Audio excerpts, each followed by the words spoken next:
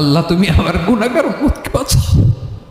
এই দুনিয়ার বুকে রব্বুল আলামিন সব নবীকে একটা করে দাওয়া মুস্তাজাবা দিয়েছেন, মানে যে দোয়া করলে কবুল হয়ে যায় সাথে সাথেই।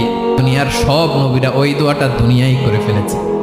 বিশ্বনবী বলবেন, আল্লাহ ওই স্পেশাল দোয়াটা দুনিয়াতে করি নাই, আজকে আমি তোমার দরবারে দাঁড়িয়ে কিয়ামতের দিন ওই দোয়াটা করছি। আল্লাহ আমার যে উম্মতের হৃদয়ে যাররা পরিমাণ ঈমান আছে, আমার একটা উম্মতকেও তুমি জাহান্নামে ঢুকাতে পারবা না। বিশ্বনবী পাগলের মতো একবার হাউজে কাউসারে যাবেন, একবার সিরাতে যাবেন, একবার পুলসিরাতের দিকে, একবার হাউজে কাউসারের দিকে পাগলের মতো দৌড়াতে থাকবেন, তার কোনো গুনাহগার উম্মত যাতে জাহান্নামে ঢুকে না যায়।